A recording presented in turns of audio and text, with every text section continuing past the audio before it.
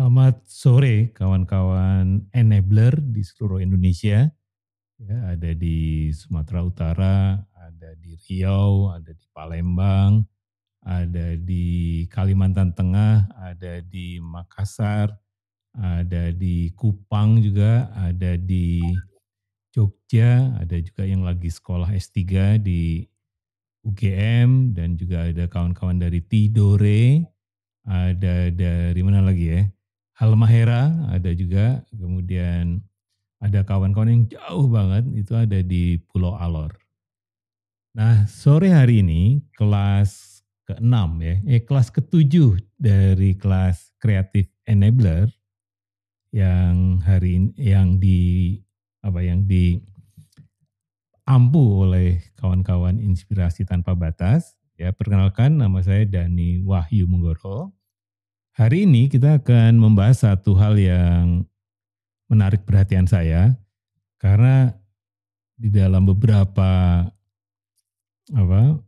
pertemuan ya dengan para pemimpin di lingkungan KLHK selalu muncul kata-kata yang meminta ya kita semua mengubah mindset. Ya, bahkan di dalam materi yang pertama ya dari Sekjen LHK juga disampaikan bahwa LHK juga sedang melakukan rekonfigurasi ya, pengelolaan hutan lestari dari yang dulu ya itu diurus oleh perusahaan-perusahaan besar, itu akan menjadi fokusnya adalah pada perhutanan sosial. Sore hari ini saya ditemani oleh sahabat yang saya selalu menyebutnya sangat jenius ya, karena kalau kita memberikan pertanyaan sedikit, itu jawabannya banyak banget gitu. Jadi ini adalah salah seorang mentor yang luar biasa. Saya perkenalkan, ya sahabat saya adalah Nur Fauzi Rahman. Apa kabar Bung Fauzi? Selamat sore, Oke. Bung Dani. Kabar baik. Senang saya bisa bergabung di acara ini. Oke, terima kasih ya untuk kehadirannya untuk di sore hari ini. Ji, kita langsung ya, karena ini kelas sangat pendek. Pertama sebenarnya adalah, saya langsung aja nih, orang selalu meminta kita ya menghadapi perubahan-perubahan ini dengan mengubah mindset. Tapi pada sisi lain sebenarnya saya sering bertanya juga, mindset tuh apa sih gitu? Apakah memang bisa berubah gitu? Kalau dari pengalaman dan bacaan Oji gimana tentang mindset ini? Itu dua-duanya, Dan. Jadi mindset itu bisa berubah, bisa juga tidak berubah. Itu bergantung pada keyakinan orang itu sendiri. Nah, jadi ini belakangan ini istilah mindset menjadi begitu rupa pentingnya, karena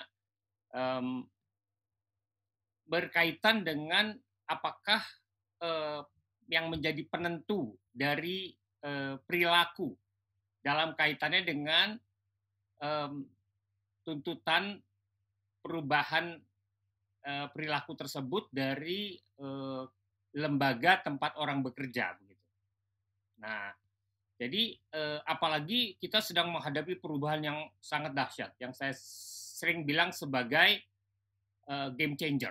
Ya, kita dituntut melakukan penyesuaian diri maupun inovasi-inovasi karena memang tidak bisa kita ubah lagi gitu kenyataan. Sebaliknya kitanya yang harus berubah. Seperti kenyataan bahwa kita sekarang hidup di dunia digital. Ya, tontonan itu menjadi sehari-hari. Kemudian kita hidup dengan COVID-19. Ya, lalu kita hidup dengan perubahan kebijakan pemerintah yang berubah-ubah. Nah, ini semua menuntut kitanya gitu yang berubah dan berinovasi. Karena itu orang kemudian para peneliti melihat di dalam suatu posisi antara individu seseorang gitu dengan dunia lingkungannya, penentunya itu ada pada pribadi orang tersebut. Nah, saya ini kan psikolog dan ya, biar bagaimanapun dengan berbagai macam latar belakang interdisipliner, saya mengerti apa penentu perilaku seseorang. Dan sesuatu yang ada di dalam pikiran, sesuatu yang ada dalam pikiran. Ini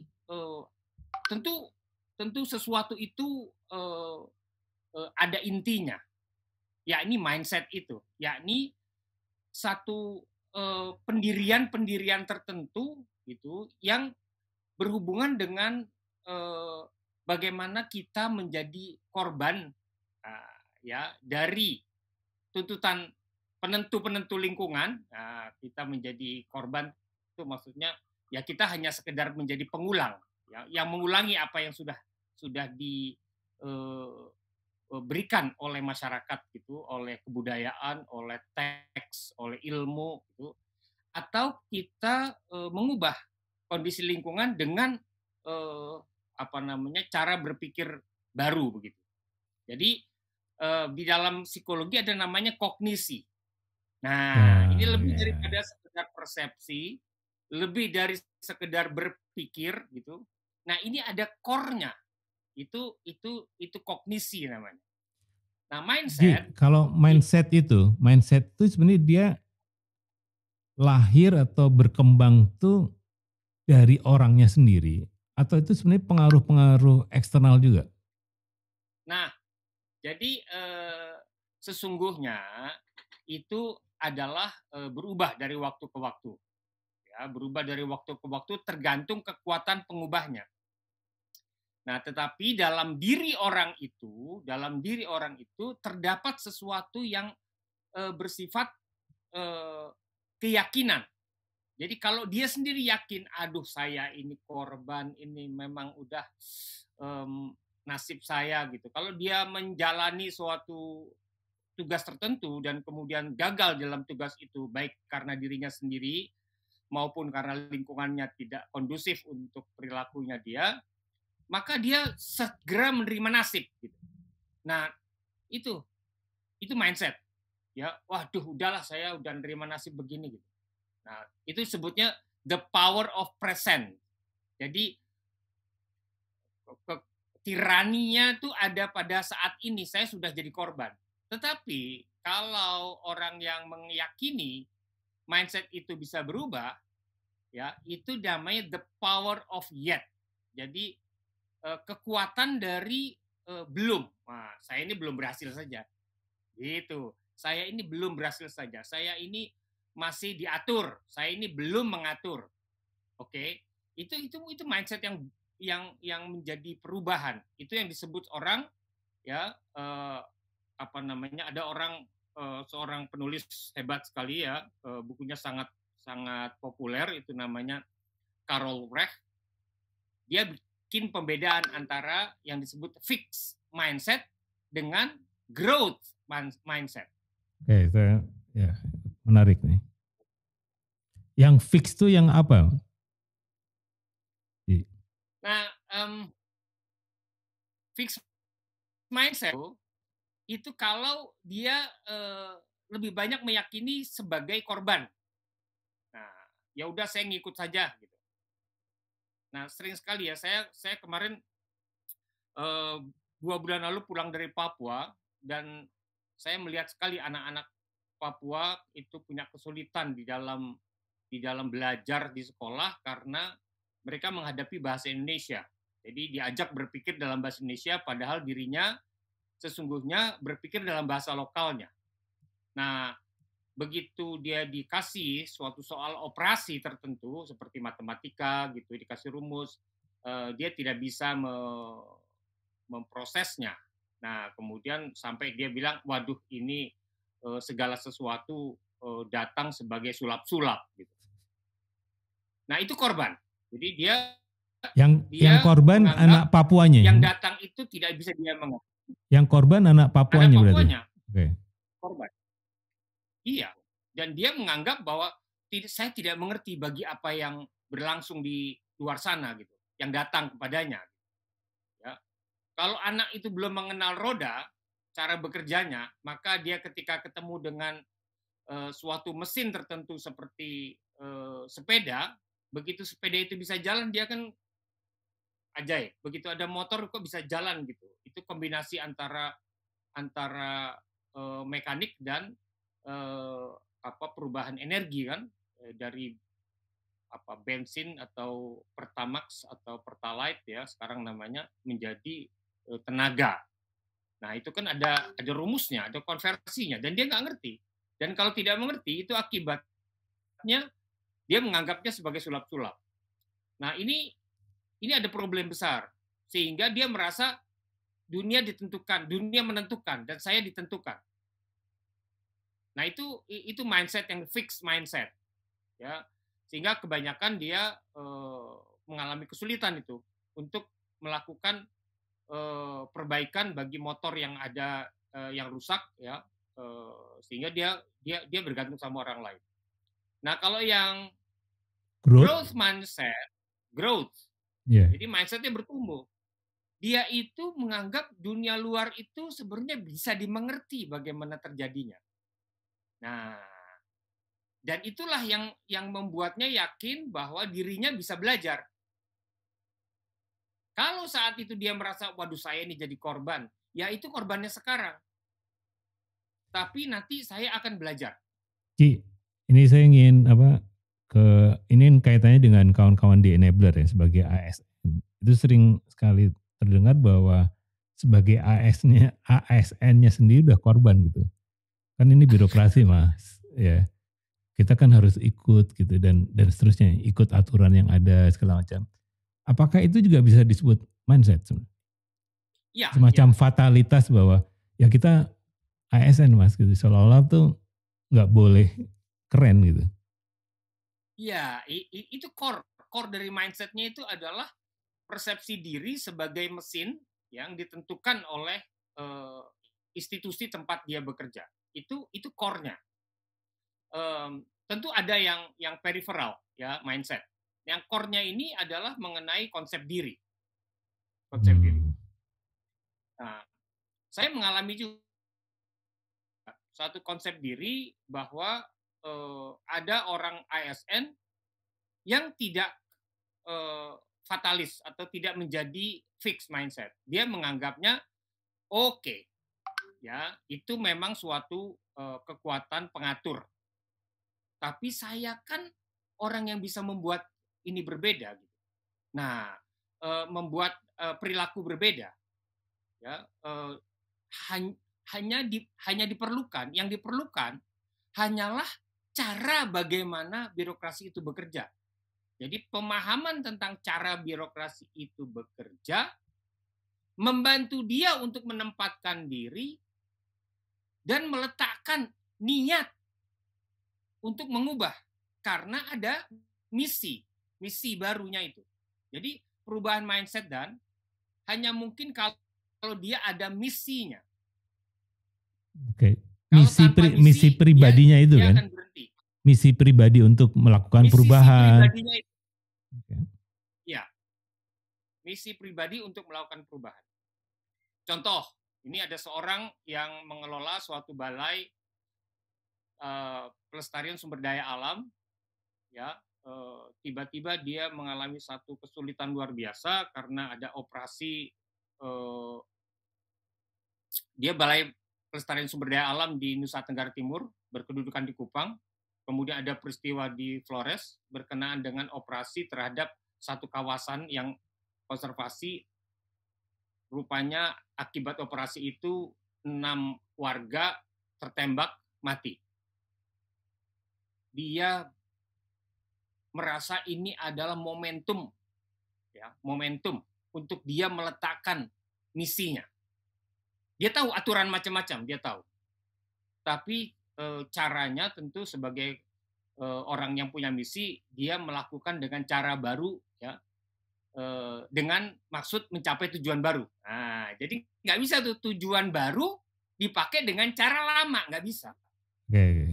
Tahukah apa yang dia lakukan? Ya. Dia bilang sama orang kantornya, 1 orang harus menemani saya. Kemudian dia bilang sama polisi, sama Pemda, sama waktu itu juga operasinya masa Orde Baru dengan tentara gitu, bahwa dia akan datang, tapi jangan ikuti saya. Gitu. Jadi tidak pakai simbol-simbol represif. Dia datang ke tokoh adat itu dan dia bilang dia pemerintah dan dia sebagai yang bertanggung jawab untuk kawasan itu hendak minta maaf terhadap korban ke keluarganya. Dia datang ke keluarganya satu persatu. Minta Orang maaf. ini Minta maaf atas nama negara. Atas nama negara. Atas nama negara dia minta maaf bahwa itu tidak seharusnya terjadi dan ketika itu sudah terjadi itu adalah suatu kesalahan. Wow, ini kan lain sekali ya. Suatu lain dari kebiasaan, cara yang baru. Dia tahu apabila dia tidak lakukan itu, maka dendamnya rakyat luar biasa. Itu akan turun menjadi generasi soalnya. Nah, menariknya itu dilakukan berkali-kali sehingga terdapat suatu rasa damai bahwa diterima kesalahannya operasi itu oleh masyarakat, terutama keluarga korban. Sehingga hubungan antara si masyarakat adat itu ya di Colol namanya, Manggarai, dengan kawasan hutannya itu mereka kembali bisa pulih. Kebetulan ini adalah mereka memanfaatkan kawasan hutan ya sebagai wilayah adatnya dengan kopi. Nah, memang pada waktu itu wilayah adat masih bagian dari hutan negara. Ya, belum ada putusan MK 35 PUU 10 tahun 2012 bahwa wilayah adat itu sebenarnya adalah haknya masyarakat adat, kepemilikannya mereka, sehingga harus ada proses pengakuan negara terhadap teritori itu. Nah, itu kan ada keberanian ya, keberanian untuk melakukan apa tuh, semacam bahwa aturan-aturan itu dia mencoba tafsirkan kan untuk apa? Untuk melakukan sebuah tindakan yang berbeda sama sekali. Karena untuk tadi misi yang baru tadi. Nah, betul. Bagaimana caranya itu untuk kita sebenarnya kalau yang sekarang kan bagaimana caranya ya ketika kita mengubah mindset. Cuma kan ini kasarnya tuh jalannya tetap kan itu ya, jalannya tuh tetap ke sana gitu. Nah, gimana kita bisa apa melewati kemacetan gitu kan biasanya ya udah itu bukan urusan saya gitu. Itu kan urusan pejabat masa lalu. Mengapa saya harus bertanggung jawab gitu? Iya Dan. Gini, ini yang nomor 1, dia tidak boleh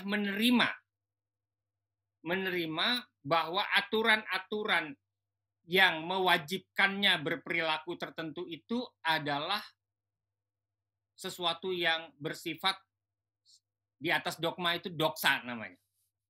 Di atasnya dogma itu doksa namanya. Ya sudah begitu jalinya, kan sering kita mengatakan ya. Yeah. Sering sekali kita berhadapan dengan satu kesulitan ya. Ya sudah begitu aturannya. Oh, nanti dulu. Aturan yang bersifat petunjuk teknis itu kan turunan dari petunjuk umum, ya kan? Petunjuk umum turunan dari aturan-aturan yang lebih tinggi daripadanya. Nanti sampai kepada undang-undang dasar itu kalau diurut gitu. Nah, seringkali terdapat ya apa namanya? Karena kondisi-kondisi tertentu turunannya tidak seperti apa yang dimaksudkan oleh si aturan atasannya. Nah, ini berkaitan dengan bahwa ASN biasanya jarang menguji kecocokan aturan bawah dengan aturan atasnya. Nah, si kepala BKSDA itu tahu ada aturan atasnya yang paling tinggi. Aturan atasnya itu yang dipakai sumber inspirasi bahwa negara ini harusnya berpedoman dengan hak asasi manusia. Dan ketika ada kekerasan oleh negara, aparatur negara, maka harus ada mekanisme untuk hak asasi dari warga itu dipulihkan. Dan itu nggak bisa lain kecuali tugas negaranya itu. Nah, ini pedoman hak asasi manusia. Nah, ketika hak asasi manusia dianut di dalam Undang-Undang Dasar, dia pegang yang paling tinggi itu. Oke, menarik. Menarik sekali. Karena kemudian juga kita tahu bahwa Undang-Undang 41 yang mengatur wilayah adat bagian dari hutan negara itu ternyata salah secara konstitusional. Ya, pada tahun-tahun berikutnya ya di undang-undang ini kemudian digugat oleh dibahas di dalam Mahkamah Konstitusi, kemudian diputuskan ya dan dibacakan wilayah adat bagian dari miliknya masyarakat adat. Ji, ini praktis nih. Kalau kita sudah mengubah mindsetnya ya, bukan sebagai korban, tetapi sebagai orang yang sebenarnya bisa tadi growth ya, mengubah mindsetnya untuk sesuatu yang lebih baik. Khususnya ini kaitannya dengan rakyat ya. Tapi pada saat kita ingin membantu rakyat, kemudian aturan tidak memungkinkan, maka idenya adalah bagaimana kita membaca aturan yang di atasnya. Ya. Itu bisa dijadikan kayak formula nggak sih? Bisa. Itu namanya, saya kasih namanya, dari korban menjadi agen perubahan. Okay. Nah, sebagai agen perubahan, dia berhadapan dengan aturan yang kalau kita hanya terima aturannya itu pada tingkat yang paling teknis, maka kita menjadi korban. Artinya sekedar mesin pelaksana ya. Kita mesin pelaksana. Ya, tetapi ketika ada cara baru yang lebih ampuh, nah kan setiap cara aturan teknis itu adalah satu cara ya. Ketika ada cara baru, gitu, karena teknologi, karena ide, karena contoh begitu, nah, dia punya wah ternyata ada cara baru yang lebih ampuh dan belum diatur. Selalu cara baru belum diatur. Dan belum posisi sebagai pengatur. Tetapi dia bisa menciptakan, biasanya dalam hukum namanya preseden. Sesuatu contoh berhasil dengan cara baru. Yang ini menjadi sumber dari pengaturan berikutnya. Jadi ada perubahan dari aturan yang lama gara-gara ada inovasi. Inovasi sumbernya itu adalah itu tadi saya kasih contoh tadi. Ada contoh baru, ada pengetahuan baru, atau memang dia pakai suatu ide, ya, pakai apa yang disebut di dalam psikologi itu aha. Itu aha. Aha. Nah, ini nih. Gitu. Karena apa? Karena ada aturan yang lebih tinggi, ya, normanya, tinggi normanya ini. Untuk saya pakai. Dalam kasusnya yang tadi saya contohkan, Kepala BKSDA Nusa Tenggara Timur itu dia pakai konsepnya namanya hak asasi manusia dalam konstitusi Undang-Undang Dasar. Oke, menarik. Jadi dia pakai yang paling tinggi. Karena masalahnya ini adalah penghilangan nyawa oleh aparatur negara. Oke, sekarang gini, ini kita mulai ke pragmatis ya, ke cara-cara tentang strategi gitu. Bagaimana kita bisa mengubah mindset, tapi juga di dalam kita menjalankan tadi inovasi-inovasi itu, ini kan semacam banyak ketakutan juga ya, nanti kalau saya disalahkan gimana gitu.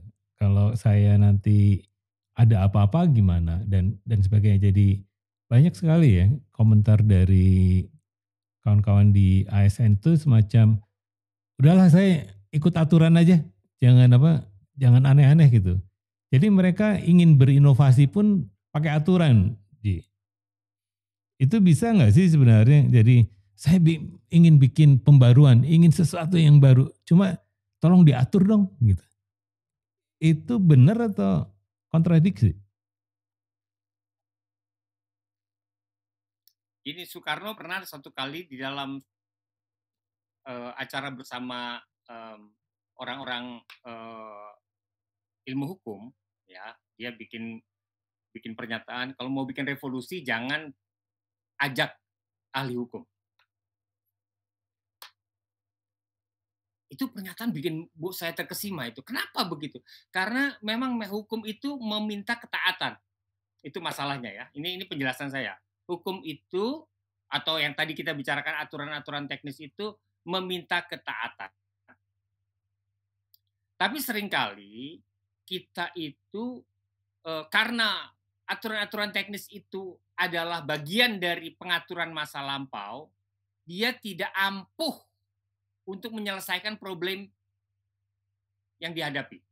Jadi kalau ada problem yang kronis itu artinya panjang, berhadapan terus-menerus ya. Seperti konflik agraria, panjang terus-menerus. Seperti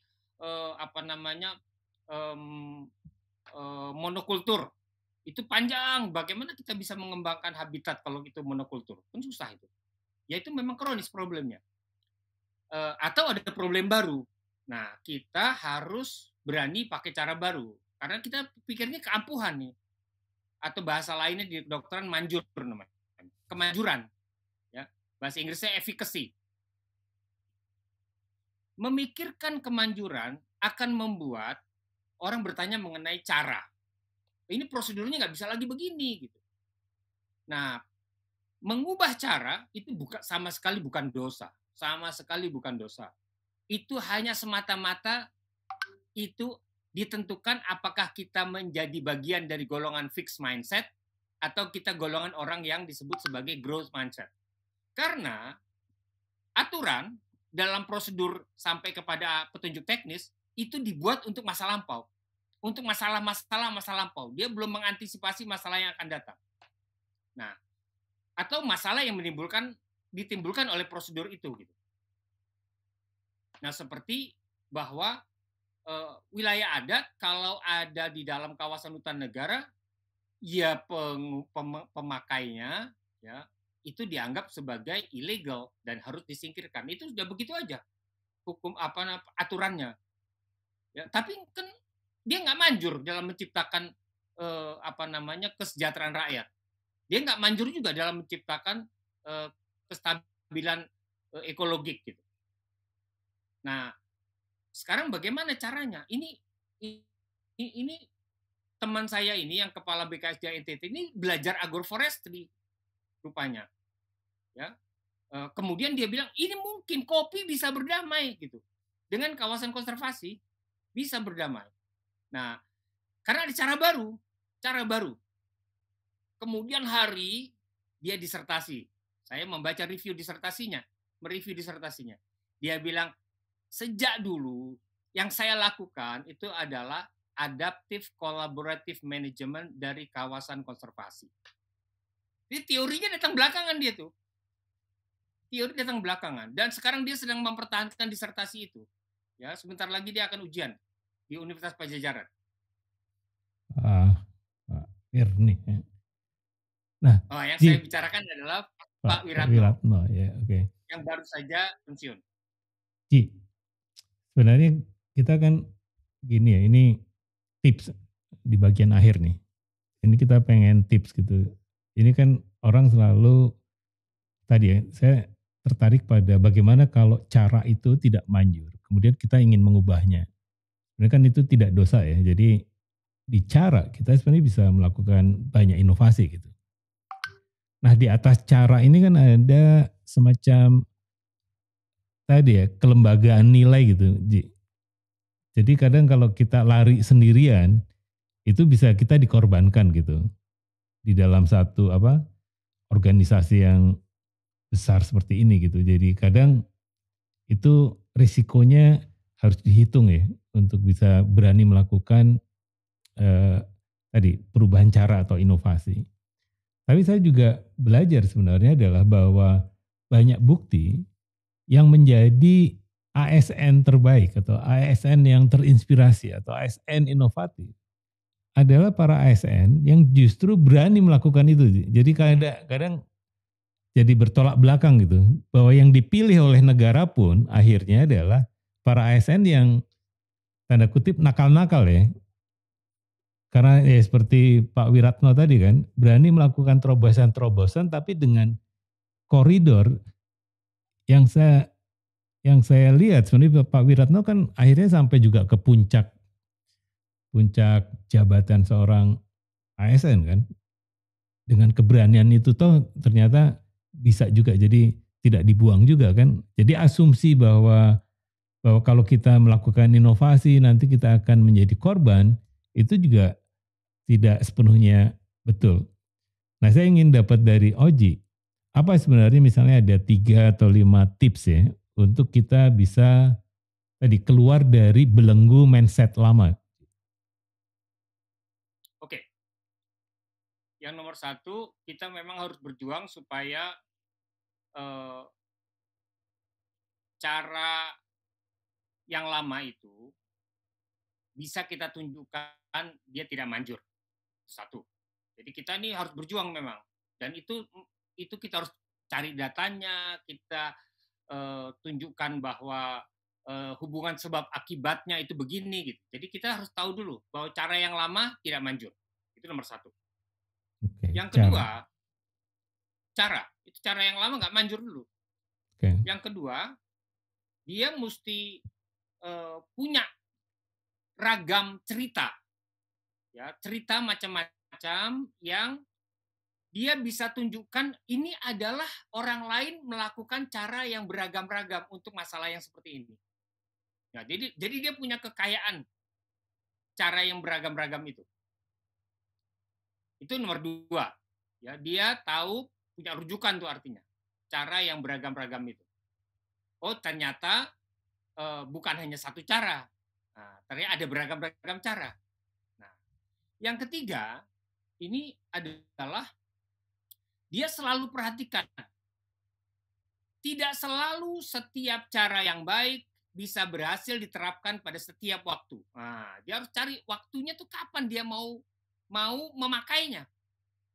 Kan dia sudah pikir tuh ya, wah ini cara ini nggak manjur, tapi masih dilakukan, oke lah. Dan dia sudah belajar juga, oh ini ada beragam cara orang-orang di tempat-tempat yang lain. Oke, ini bisa dari orang lain, bisa dari buku, bisa dari film. Ya, sekarang banyak sekali pelajaran-pelajaran baru di dalam rujukan pengetahuan ini ya.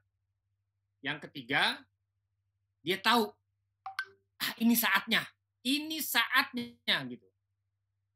Nah, Wiratno itu ketika terjadi ini, dia itu tahu bahwa ini harus ada prinsip konservasi itu pakai prinsip hak asasi manusia namanya. Wah, hak asasi manusia jadi prinsipnya. Iya, nanti dia tidak proklamasi dulu. Jangan proklamasi tantangan utamanya, jangan. Ya, tetapi dia harus punya momentum, oke, lakukan caranya dulu. Karena banyak orang di luar sana itu masih terbelenggu oleh tyranny of habit namanya. Jadi ya itu biasanya nggak begitu gitu. Nah, oke. Jadi dia dapat itu yang ketiga tuh ya dan ya. Dia Timing dapat berarti ya? momentumnya. Momentum. Timing. Timing. Timing. Yang ketiga, dia praktekkan dulu. 4, yang Dapat keempat. kemanjurannya. Keempat. Yang Yeah. itu 3 kan timing. Keempat, dia praktekkan di timing itu. Lakukan aja dulu. Ya, lakukan dulu. Baru kemudian, ini yang paling penting ini. Setelah dia dapat manjur, nomor 5 ini harus diteorikan oleh dia. Dia harus teorikan. Oke. Teori ini, iya, dia harus tunjukkan. Ini caranya baik ini. Apa itu? Yang dia lakukan dengan cara yang berbeda, tetapi manjur. Dan dia mau berlakukan itu umum. Itu kan manjur pada tempat ya, dan waktu di tempat di saat itu ya. Saat dan ruang itu. Tapi kan dia bisa mendapatkan teorinya. Cari yang umumnya, apa prinsip umumnya. Ya, harus dirumuskan secara abstrak memang. Nah, itu yang kelima ya, teorikan. Yang keenam, dia cari teman. Cari teman. Cari teman tuh apa? Cari rujukan. Dia temennya bisa buku, temennya bisa orang pinter, ya, temennya itu bisa sekoleganya, tetapi prinsipnya dia ini yang paling penting, Dan. jadikan itu otoritatif. Nah, jadikan itu dapat diakui karena kemanjurannya. Tapi seringkali yang manjur itu kan tidak diakui ya, Mak. Iya, karena itu harus cari otoritas. Kita harus cari otoritas. Otoritas yang mengakui itu. Belum tentu itu adalah atasan langsung kita. Bisa jadi temannya atasan langsung kita. Bisa jadi buku yang dipuja-puja oleh orang di perguruan tinggi. Adaptive management itu, wah, di konservasi belakangan datangnya. Nah, apalagi adaptive collaborative management yang mengakui agen perubahan untuk pengelola kawasan konservasi bisa juga adalah si masyarakat sendiri yang terorganisir. Oke, menarik. Nah, setelah dia dapat otoritas itu yang keenam ya. Ini yang terpenting dan yang terpenting. Dia harus memiliki ya suatu arena untuk mempertunjukkannya. Dia harus punya itu arena mempertunjukkannya. Kalau di dunia akademik tentu ada paper di jurnal, ada itu. Tapi kan ini ada forum. Pak Wir itu ya itu selalu ada ketika naik jabatan, ada sekolahnya kan. Sekolahnya itu memang mencari inovasi, namanya proyek perubahan. Jadi ketika sekolah pimpinan, Sespim itu ada proyek perubahan. Apa proyek perubahannya? Dia langsung mengambil prinsip-prinsip dasar untuk manajemen atau pengelolaan kawasan konservasi. Dia taruh nomor 1 prinsip dasarnya hak asasi manusia. Nah, jadi saya tuh merasa nomor 7 ini ada forumnya, Dan ada forumnya, dia menyampaikannya pada siapa gitu. Sehingga dia mendapatkan suatu apresiasi, rekognisi, pengakuan. Nah, ini inovator, ini satu ini inovatornya. Dan itu harus dia siapkan baik-baik narasinya, kemudian bentuk sajian yang berkualitas ya. Kalau sekarang ya itu bisa dicontoh orang ya di YouTube banyak itu. Makanya sekarang Pak Wir itu meminta semua orang di dalam staf konservasinya bikin inovasimu itu apa. Saya nonton sebagian dari inovasinya itu banyak sekali, ratusan inovasinya. Itu Dan. Terima kasih Ji untuk share tentang satu apa itu mindset ya. Kita tahu bahwa ada 2 jenis mindset ya tadi ya. Yang satu yang fix, yang satunya bisa tumbuh tuh, growth. Dan kita fokus pada tadi sebenarnya dua-duanya itu sangat tergantung pada kita kan sebenarnya. Iya. Bukan orang lain. Jadi orang lain tidak mungkin sebenarnya mengubah mindset kita gitu. Kita hanya bisa tahu sebagai informasi, sebagai sebuah cara baru dan sebagainya, tapi pilihannya sebenarnya adalah pilihan di orangnya masing-masing. Dan 7 apa tadi? 7 formula tadi menurut saya sangat menarik ya, mulai dari ya. Yang satu tentang cara kan, bagaimana kita mencoba bahwa membuktikan bahwa cara-cara yang ada dengan aturan-aturan yang ada itu tidak manjur lagi gitu. Iya. Oke. Nah, yang kedua adalah mencari bahwa ada cara-cara lain ya di dunia ini ya yang itu bisa sebenarnya dan bekerja gitu. Ini yang sebenarnya menarik ya bahwa kita sebenarnya studi banding tuh manjur juga tuh ya, itu studi banding. Inspirasinya banyak itu studi banding, dia mendapatkan bahan bacaan, ya. Nah, yang ketiga adalah tadi apa? Yang ketiga itu sebenarnya adalah bagaimana sebenarnya timing ya. Ya dia tahu kapan ini saatnya gitu, momentum itu datang. Ya karena kalau tidak pas kadang juga dianggapnya sesuatu yang aneh kan. Jadi ada timing yang kemudian bisa dijadikan sebagai pembuktian ya bahwa cara baru ini bermanfaat. Nah, yang keempat tadi apa sih? Kalau dari yang keempat itu adalah dia melakukannya ya, melakukan cara barunya itu.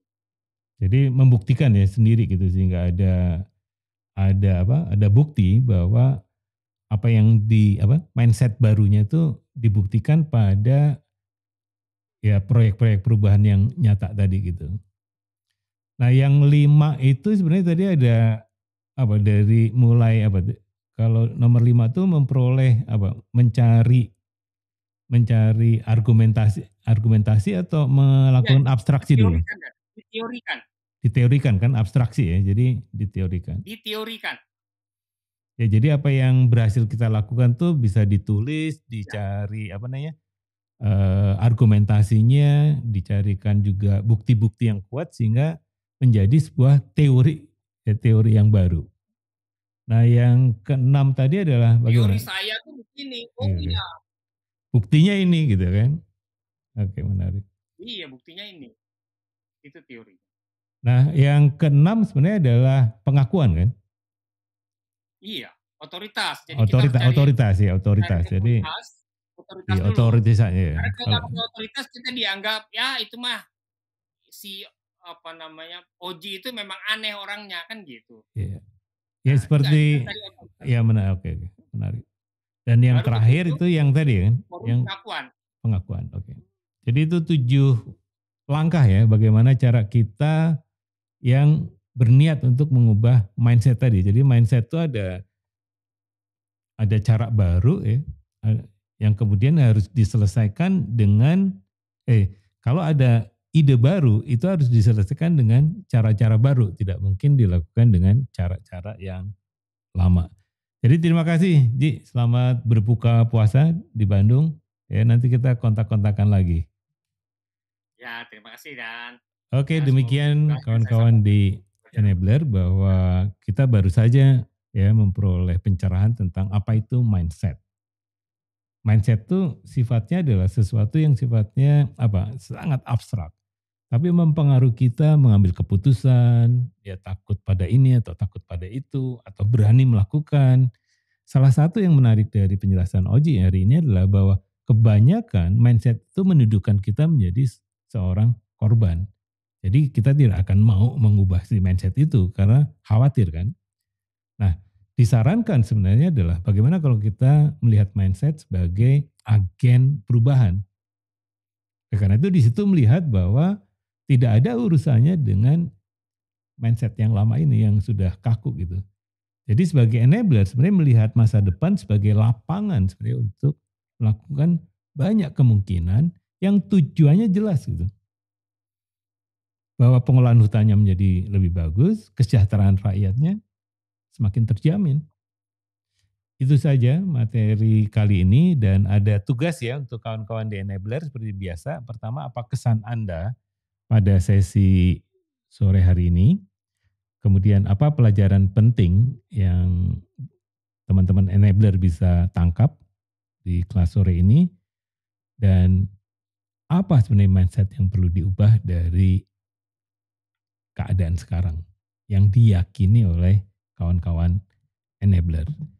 Jadi demikianlah ya materi tentang bagaimana kita atau bagaimana cara mengubah mindset yang kemudian akan mempengaruhi kita bekerja lebih semangat, lebih inspiratif dan mampu menyelesaikan masalah-masalah di lapangan yang tentunya memang tadi ada situasi-situasi yang kita sendiri harus mengubah cara melihatnya. Terima kasih, sampai jumpa di kelas terakhir besok sore.